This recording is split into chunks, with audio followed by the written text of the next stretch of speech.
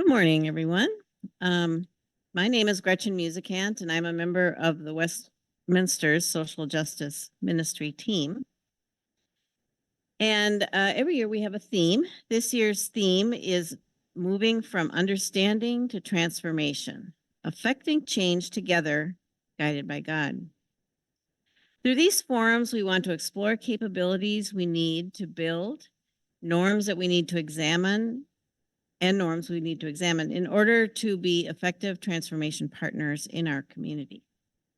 This morning, we're pleased to welcome Teaching Elder and Antiracism Coordinator for the Presbytery of the Twin Cities area, the Reverend Anna Kendig Flores, and Ruling Elder Jessica Vazquez Torres, National Program Director for Crossroads Antiracism Organizing and Training, who is with us remotely. They will present the analysis and undergirding, the Presbytery of the Twin Cities area's 2023 self-assessment on race and equity related to power in community and Christian spaces. You might recall that this September we had a full description of that study, and if you weren't here, that's fine. Anna will get us reoriented, but this is a follow-up to that as we dig deeper into what is the meaning for us. So this presentation is going to be an invitation to expand our capacity to forthrightly discuss and be changed by these findings. Before we get started, if you're attending in person, please raise your hand. We'll bring a microphone to you so everyone can hear. We do not have a connection today, so we don't have live streaming, but this is recorded. So we do want it on a microphone so that that has meaning to people who might be watching that. As part of our ongoing effort to promote respectful conversations around concerns in our community, the social justice team has established guidelines for the social justice forums that are now on the screen. Please take a minute to review these.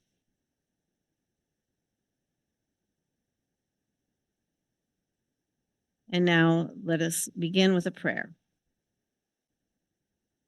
Holy One, God of justice, breathe into us today a spirit of curiosity and humility. Help us engage with mindfulness, following the lead of voices from our community. Guide our speech and our self-awareness, so we may honor the divine in all people. Amen. Now, please help me welcome Anna and Jessica to today's forum.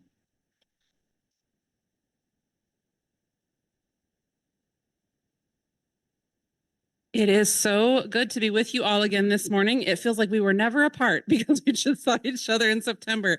But it's really good to be here talking again a little bit about the report. But if you did see the presentation that I gave with ruling elder from among you, Beth Gillespie, who was a member of the self-assessment team back in September, you'll recall that we actually didn't reveal all the details of the report because it's really meant to be engaged as a whole rather than kind of said like, well, here's chart A, here's chart B, here's chart C, and here's what we discovered. So in some senses, it's okay if you didn't hear that presentation, but there were some good conversations that came out of that engendered this conversation that we're having here, because one of the big things that came out of the report was the need to talk about power and how we use it in our communities. And that's actually something Jesus talked about a lot. So it's very, very relevant for our context in a Christian space. So as we begin this conversation, I'm just hoping that we can kind of come fully present and embodied with one another. So I'm just going to invite you to kind of ground your feet on the floor if that's comfortable for you, or in your chair if you just want to kind of feel your hips in your chair. If it feels comfortable, maybe just move your arms a little bit. You know, you can raise them up over your head or just wiggle your fingers in your lap. And maybe take 2 deep breaths if it's comfortable for you. So whatever feels right for you, but you're just kind of coming present in your body, being present in this room with the people who are gathered here. If you're watching the recording, you're just sort of being present in the moment where you are. And the reason we do this is because We are here to have these kind of conversations and be courageous with one another and be engaged in deep ways. So we wanted to start the conversation with that embodiment and also with a local story that can ground us. So that can kind of illustrate a piece of what's at stake when we talk about power. And I actually picked a rather low stakes example because we're not here to actually debate the topic of this. It's just an example. So this is a story about trees versus people, historic beauty versus present use, and a tale where no one is really the bad guy because everyone felt that they have their good reasons. So let's talk briefly about the very loud resistance to the Summit Avenue bike lane. Good example because the issues of city planning are actually quite clear as we talk about this here, and they're well studied, but this sort of debate and ones with actually much higher impact happen all over our communities all the time and across the nation and the world. So just to remind ourselves, Summit Avenue is a broad avenue here in St. Paul. We're in Minneapolis, of course, but close by, which is home to the governor's residence, among many other literal mansions and grand homes, including the James J. Hill House, among others. It is well documented by Minnesotans that it is the longest avenue of Victorian homes in the United States, apparently. But the city of St. Paul has long known that it needed to repave and upgrade this street. And yet their plans to increase traffic safety along with, just repaving it and provide safer space for bikers and pedestrians has been facing significant resistance from some residents, including a group called SOS, Save Our Streets. When you open the SOS webpage, you're greeted by a bucolic shot of trees along Summit Avenue in the blaze of reds and golds of autumn. And the words SOS stands for Save Our Street because Summit Avenue belongs to all of St. Paul. It is our flagship street. Now, their concerns include the belief that the upgrades to the street, beyond just repaving it, will harm the historic charm of the street, that it will destroy too many trees along the avenues that will make the street less nice looking and, quote, impact the environment, despite an impact study from the city saying that this is not going to be as significant as they say, and disability concerns, which I don't in any way want to dismiss and should be treated with seriousness if it was true. But the SOS advocates themselves agree that all ADA guidelines are being followed. And when you listen to the specific concerns they name, it becomes clear that those concerns and issues are the same or would be improved by the improvements to the street. So why are we talking about bike lanes today? There are times when people could or should have concerns with developments in their city or area, that there are significant justice issues at stake, such as the number of municipal waste facilities that mysteriously end up congregating near low-income neighborhoods of color, right? That's a legitimate justice issue and something that should be talked about and resisted. But this is a bike lane, and it is designed to be safer for children and families, for less confident bikers, and for those who are using adaptive bikes like hand bikes. It is also good for the environment, right? But the trend among this type of resistance to development is that it tends to come from areas with higher income, with more home ownership, with higher education, and with whiter residents. And that is what brings us back to the institutional race and equity assessment that our Presbytery did, collecting data from our congregations. And it also brings us back to the general spiritual growth that we want to have together as advocates for justice in our city and the world, right? This is just something we should care about in general. But as the assessment team for the report examined the results of their study over the past 3 years, they began to see a certain dynamic. The closer to the center of a power structure that some people were by identity, by education, or affinity, the more the system seemed to accommodate their preferences or needs. It didn't mean that they didn't experience frustrations or concerns, but that by and large, they were not experiencing the level of barriers and negative experiences that those closer to the margins of the power structure were doing. And the lines of these power differentials were quite similar to what you might expect, with the small proportions of people of color, LGBTQIA+ folks, disabled, and other minoritized groups in our congregations and cooperative structures, in our Presbyterian congregations in this space, in the Twin Cities area and beyond, experiencing much greater harms to accommodate the center of influence. And like I said, when I was telling this story about Summit Avenue, no one was sitting on a velvet chair in front of a roaring fire, just laughing diabolically, right?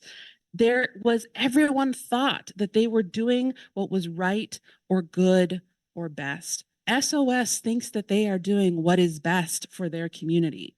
But clearly the outcomes that we were seeing in the report, in the study of the Presbytery, was that the harm was happening to the same groups that were marginalized again and again. So how do we start to name and address what's going on here? Because it's clearly not just about bad people or good people. It's about something far more complicated and something we often have discomfort talking about in our church spaces. So I hope we're coming with a little bit of courage in our spirits today, because we'd like to engage the topic of power directly as an issue that a room full of folks who care about having a positive impact and life-giving impact on the world as people of faith will care about quite deeply. So I'm going to turn it now over to my colleague Jessica, who was the coordinator and sort of mentor and guide through all the report process that the self-assessment team went through together, to talk more with us about this. Thank you so much, and good morning to you all. Thank you for accommodating my being remotely today. And thank you for that story. I am sitting here taking copious notes because it so encapsulates, right, the issue of power and its misuse in such a vivid way, right? I think we often, when we start thinking about oppression or systemic oppression, we think, as you say, we think, oh, people are sitting in a space and they're making terrible decisions for their own benefit. When in reality, more often than not, what is happening is people are sitting on a space thinking about themselves and about their comfort and about their lives. And in the calculus that begins to wrap up that conversation, the collateral impacts to that basically get further and further and further away from our view, right? Like there's a way in which sort of group think begins to take over, and narratives and like strategy and the ways that we're going to spin a particular thing because we feel aggrieved or we feel under threat. Those concerns get farther and farther away. And it reminded me of a story that both I have witnessed in real life, but that also Dr. Beverly Daniel Tatum, who's an African-American psychologist, who thinks about race all the time, but also about gender, put in one of her books. And she tells the story of this young student in her class, a white man. One of the practices in her class around race is that she made the students keep a journal all throughout the year, right? And part of the purpose of the journal was to pay attention to what are the things that are shaping my daily existence. Like where are the dynamics in which where I may be experiencing marginalization or distancing away from a center of power, or proximity, or even full access to a center of power. And so part of the work of the semester is people kept a journal. And at the end of the semester, they had to turn the journal in with a final reflection. And one of the things that this, in Dr. Tatum's telling of the story, she receives this incredibly insightful journal from one of her white male, as Anna described, right? Middle class, well-educated, well-intended, progressively and politically astute student, who at the end of the journal, she's expecting something different than the essay she received. And the essay she received essentially said, this was an incredibly powerful experience, right? Like, I have learned so much about the ways that structures exist to benefit me, exist to facilitate my life. and I am prepared to do absolutely nothing about it. Like I'm prepared to not risk anything to alter the outcomes the structures create. Now, you would think, well, that's an isolated incident, right? And then I think about a workshop I was facilitating in which a good elder, a good Christian of a mainline denomination stood in front of the room at the end of the day and said, I have learned so much about what the choices I have made and my parents made because they had access to all kinds of things as sort of, Midwestern, upper middle class, white folks in the world. I've learned a lot about what that has gifted my kids and the choices I have made as a taxpayer, as a voter, to ensure my kids have the education they have. And while I really appreciate what you all have taught me here, I also will do nothing about it. I am prepared to alter nothing because I will not take that away from my kids.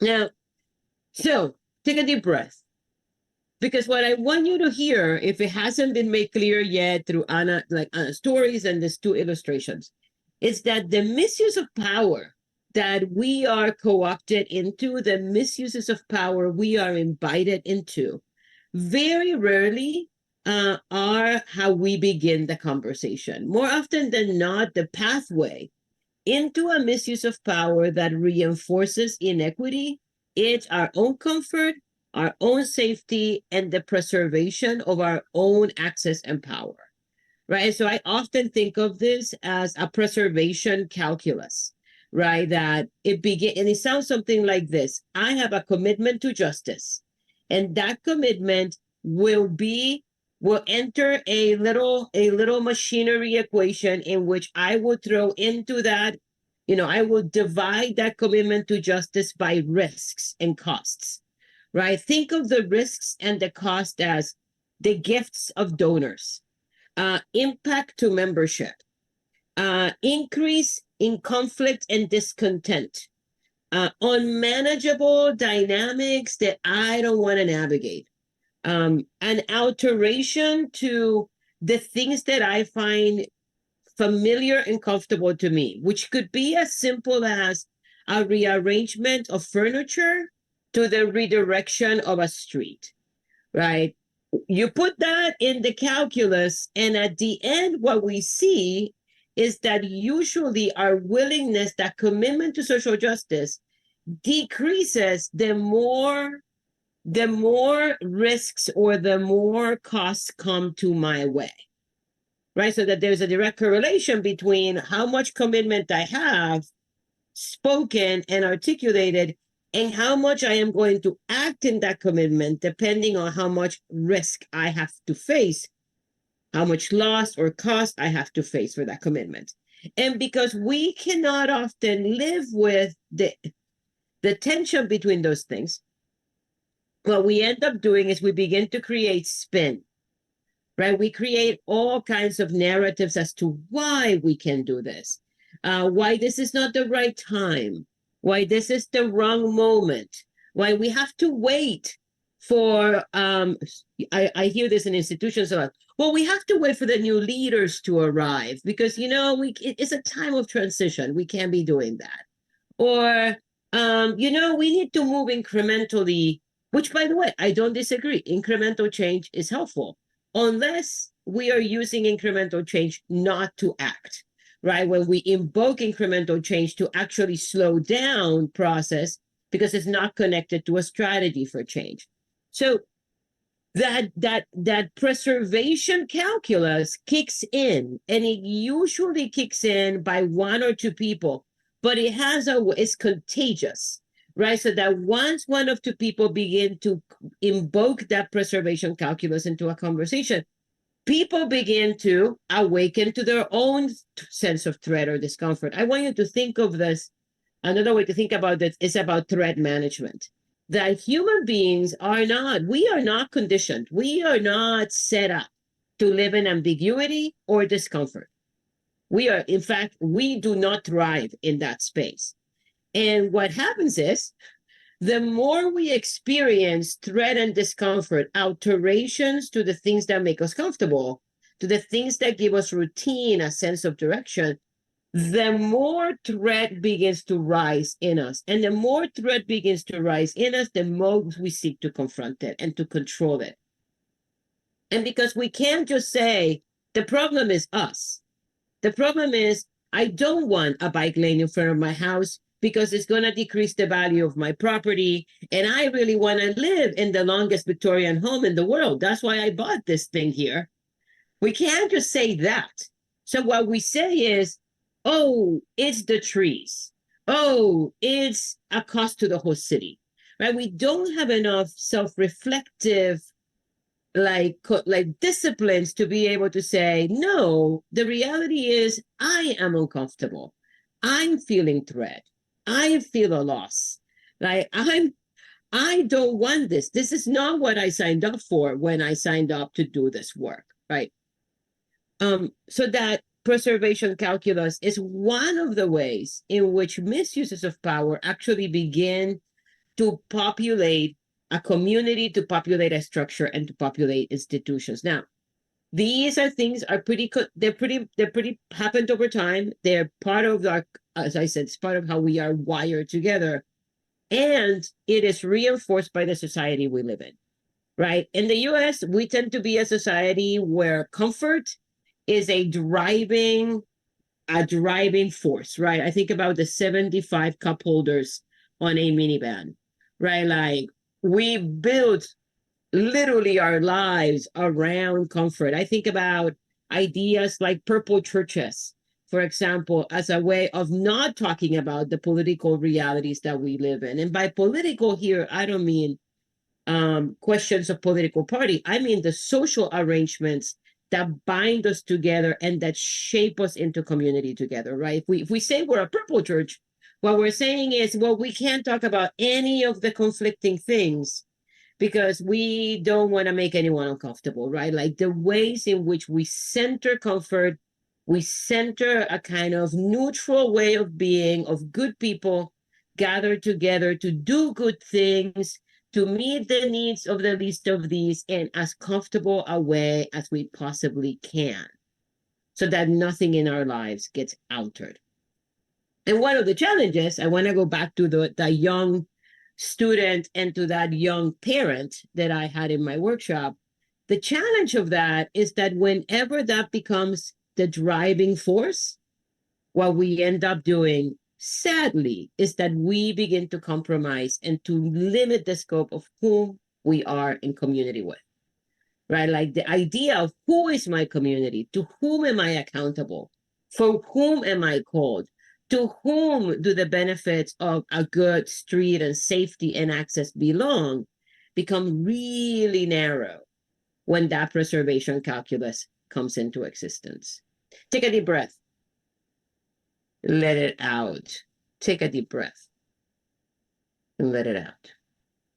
Jessica, And yes, do you mind if I just drop in a piece here that's related to totally. that? Bring it One in, thing I bring it didn't in. say about this Summit Avenue bike lane, but I think is really relevant to what you just said, is that it is right next to the historic Rondo neighborhood, which many of us here in this community know was divided by Highway 94. Basically on purpose, right? In a lot of the construction that happened in the mid 1960s of highways in this country, it deliberately ran through many mostly African-American communities across our country because they were seen as places that could be destroyed in that way. And they were often centers of economic power and community building and so on and so forth. And so that debate is continuing today. It is not something that people don't know. And so that is a part of this conversation too. So again, when you talk about narrowing the scope and the limit of who we see as a person of interest or a person of value or a place of value in our conversations getting narrowed, I really think about something like that, even in this, as we talked about, in some ways benign, but really not so benign example. Thank you. So take a deep breath. And let that sort of, sometimes I want to invite people, let that settle into your spirit, right? Let that get from the head, past the head, past from the kind of reactive intellectual place that I personally love to live in, but it's not necessarily the source of transformation. and push it down into our gut for a second, right? Push it down into the viscera, if you will. One of my favorite words is viscera. It's the place at the core of our body, where a lot of intuition and movement lives, right? It's important because Jesus in the Bible, more often than not, in the Greek text, if you see when Jesus, my favorite gospel, by the way, is the Gospel of Mark. I like it because it's short and to the point. If you read the book of the Gospel of Mark, Jesus, when it says Jesus went or Jesus was moved, right? Like often what the word is that is being used there is this, that Jesus is pulled by the belly, is moved by the viscera, right? So we have to reconnect our head to our viscera, right? One of the things about comfort is that it disconnects the head from the viscera, right? Like we short circuit intuition and gut. Because if I can hold something in my head, if I can live only in a logical place, I can argue my way into any one decision and be pursued. Whereas compassion, risk, like the willingness to be discomforted has to reside at the belly, right? Like it's in that place that I have to grow comfortable with it. It's like that whole thing about having like whatever, I don't know Anglicisms very well, but there is a thing about in English about like fire, like is it like flies in the belly? What is it? Butterflies in your stomach? Is that what you're talking about? Yes, it's not flies in the belly, but that would be, but butterflies sounds way better. Butterflies in your stomach, right? Like that feeling of like, ooh, what's gonna happen? So I want to think about Jesus for a minute. Right, because I think the piece that I want to connect is so easy when you do social justice forums to stay at the sort of social, political, economic analysis, and to not be connected to the ways that the gospel already speaks about this. And so I want to think about Jesus for a few minutes before I turn this over to a conversation between you. I a long time ago, thanks to theological education, and I will give theological education that credit, I learned to decolonize my Jesus, right? I learned that Jesus wasn't a Christian, but a Jew. And that part of being a Jew means that what he was doing, his life project wasn't ushering Christianity. His life project was outering his religious community. And so, like, I think about Jesus's constant invitation in the Gospels to have people live and move outside of the preservation calculus that occupation reinforced upon the people and the religious leadership. And so when I think about that, I can think of all the ways in which Jesus in his ministry literally invites us and models a way out of the preservation calculus we get co-opted into.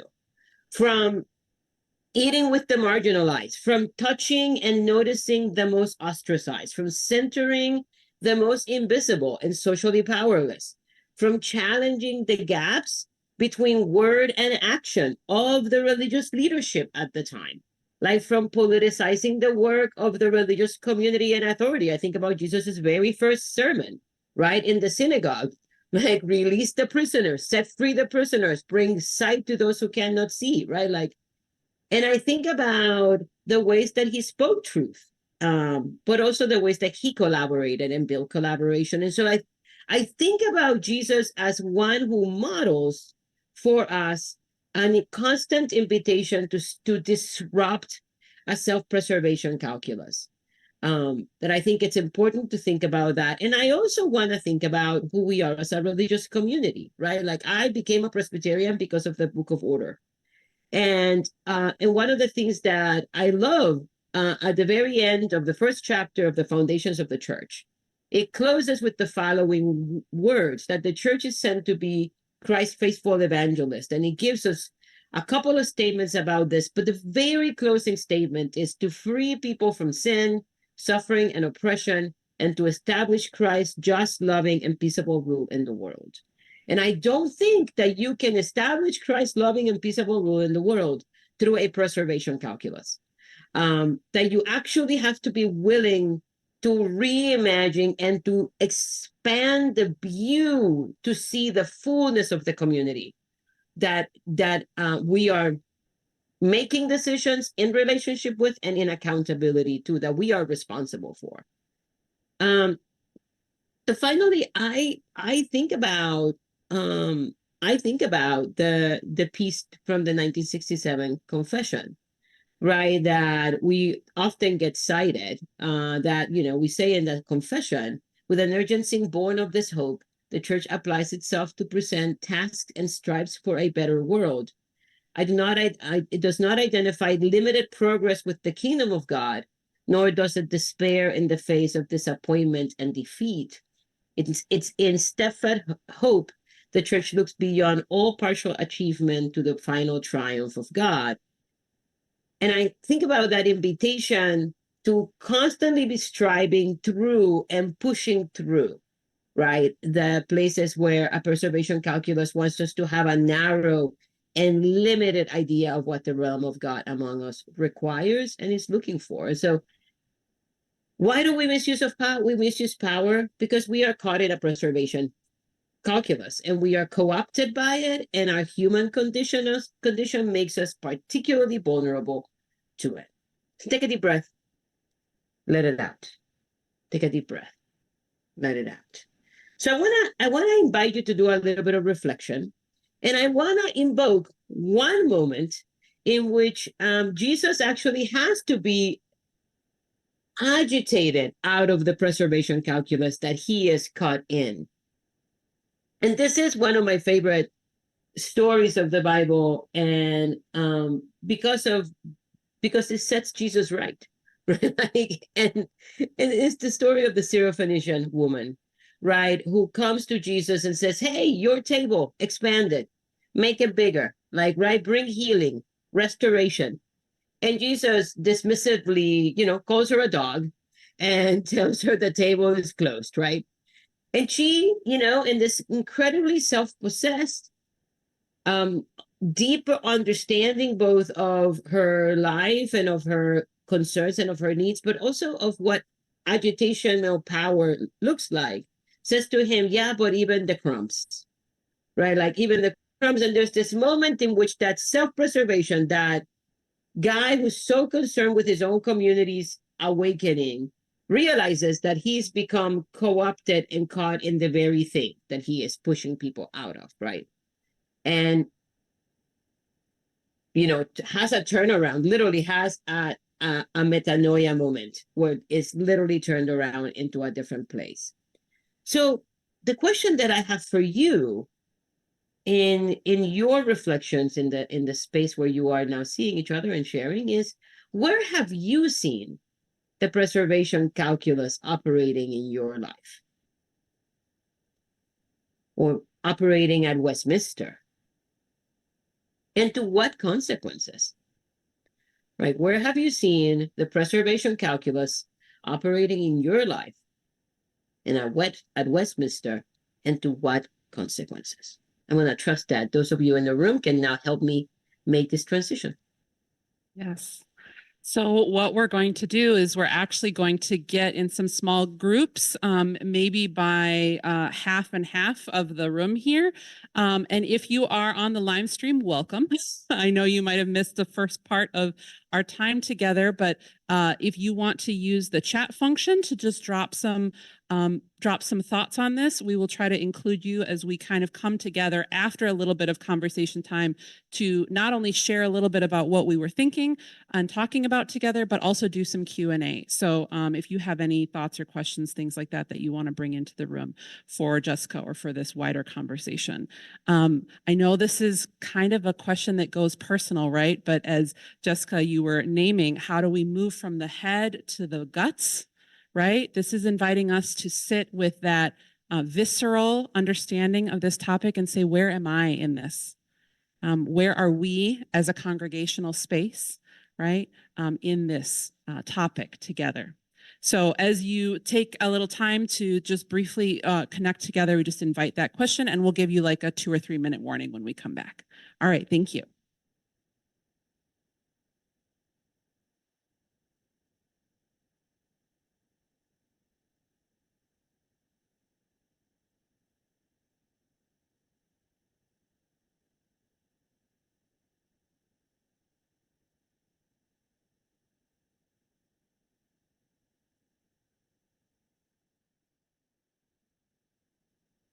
Okay, let's come back together.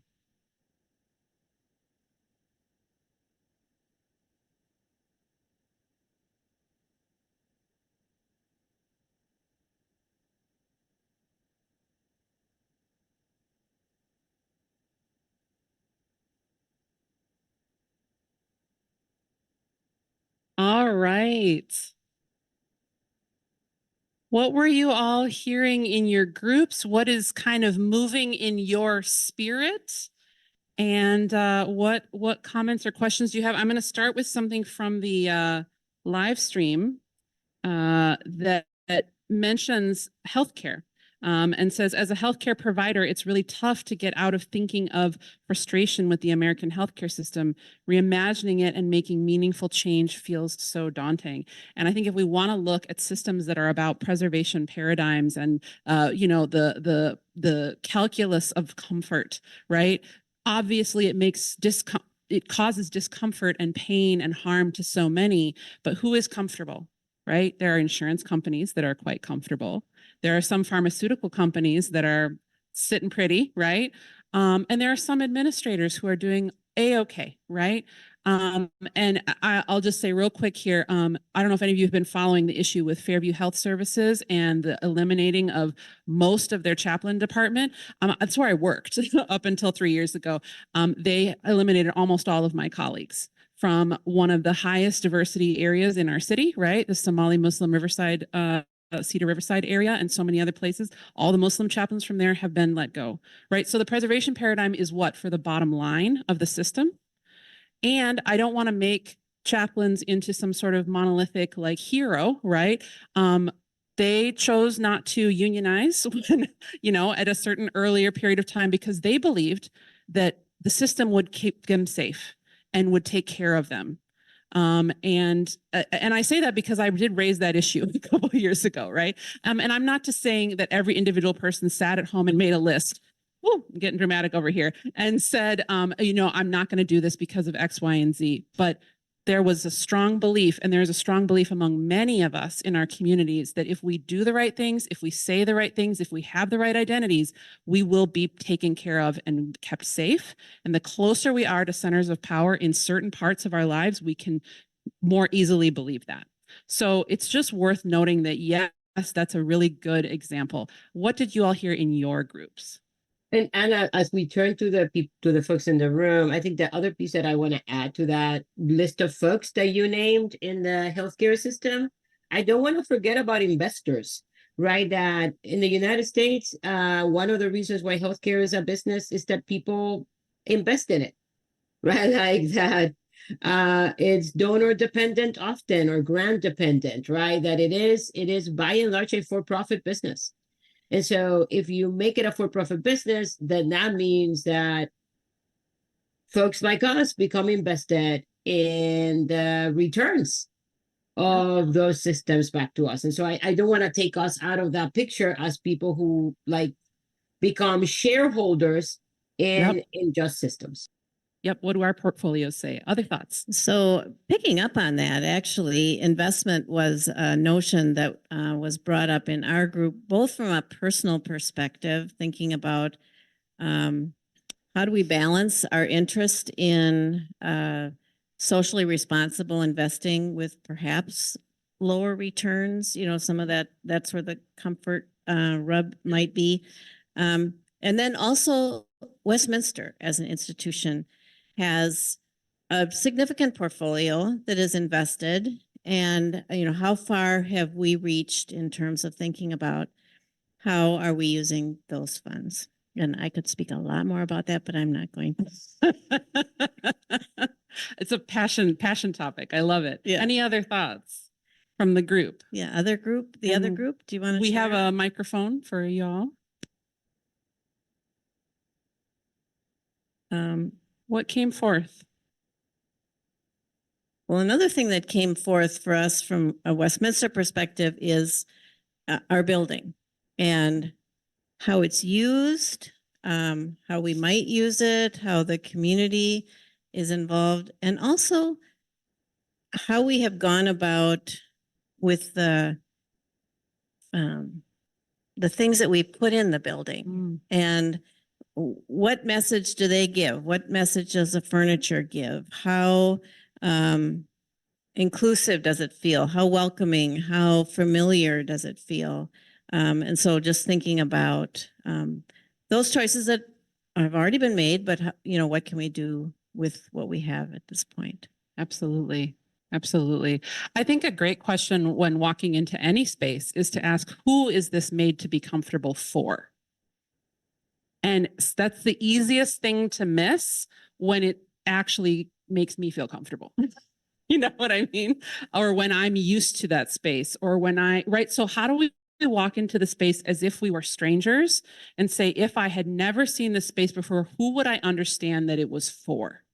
And that could be a boardroom meeting. It could be a community hall. It could be a church, right? And it could be a small church. It doesn't have to be Westminster, but who is this space for? Who is this designed to be comfortable for? Any other comments from this other group? You don't have to share, of course, but anything that you heard come up that you felt was relevant.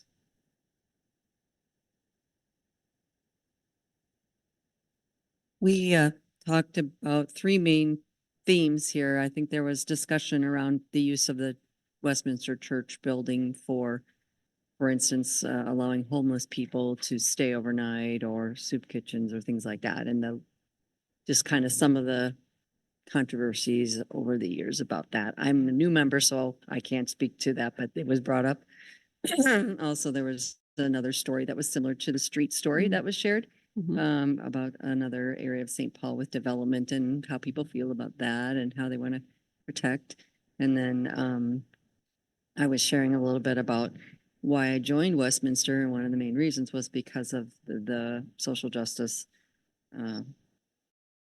focus that's going on here at Westminster, and my personal history in a biracial marriage, and how important that was to me. But how I think, just I go back to the butterflies or the gut, sharing that I feel like I ignored a lot of signs of microaggressions over the years that my spouse was dealing with and my biracial children were dealing with, just to put it out there. And Yeah. I was comfortable for me. I mean, I didn't think it was a problem. Yeah. And I probably didn't pay enough attention to it. So doing the work now as a white ally, I guess you'd say. So Absolutely. And I think that's really powerful to be able to name what you can see now that maybe was not as clear at the time. And also to say, okay, so what can I work on? And I think what's really powerful about that is that nothing of what I heard you say, Jessica, or what we're trying to collectively illustrate through the self-assessment team or anything else is designed to make anyone feel bad. Yeah. None of this is about making a community, a church, an individual feel like they're being made to seem like a bad person or should feel, in quotation marks, guilty in some way, right? It's a misunderstanding of our Christian tradition to understand that responsibility is a problem, right? You have the responsibility, right, to do something now. So how can we shift our behaviors, or how can we learn something different and learn new patterns together? And so I think that's in a lot of ways, talking about this can be empowering and not disempowering. I see another comment here. Yeah, I was just gonna say, add to what she said, is that, we talked a lot about that threat and that power, and that why things do get shut down, or even in our case, and in St. Paul, how even if you aren't, joining the SOS, that it can be hard sometimes to your neighbor to kind of say, oh, I don't agree with this, and here's why. Because again, it's uncomfortable to take a stand, so that really identifying that threat and that comfort was really useful. Yeah. Jessica. Good call. Good call. And then I see another comment, or maybe I just saw a flinch. Which is fine too. Yeah. We have a need to wrap, maybe? Yep, absolutely. Jessica, any final one sentence? Otherwise, it's actually about that last piece around our hard time listening to people. I think that one of the pieces of the preservation calculus is that it essentially makes it so that we show up into conversation from a perspective of argument. So I'm thinking about the thing that I need to win or the argument I need to make to maintain a comfort or to maintain a space or what I'm trying to avoid. What we don't do very well is that we don't practice the kind of vulnerability necessary. We don't have a disciplined sort of cultivation of my own ability to be vulnerable, my own ability to listen deeply, so that I can, in some ways, deactivate the preservation calculus, not just in myself, but deactivate the preservation calculus in another, right? And if the more we think about these as like, what's the argument that I'm making, as opposed to what is the discipline of listening, the discipline of sitting still, the discipline of moving out of my head. If the more time I spend in that, the easier it is to step courageously and faithfully into the opportunities things like the assessment offers us. Thank you so much. Oh, thank you so much, Jessica and Anna. And those of us in the room can maybe give you a hand to thank you. So thank you for not only sharing your experiences and perspectives, but helping us move forward in our thinking and in our action. Next Sunday, we'll welcome back Katie Dillon, who is director of Align Minneapolis, formerly known as Downtown Congregations to End Homelessness, to discuss affordable housing needs in our community. And we look forward to seeing you all then.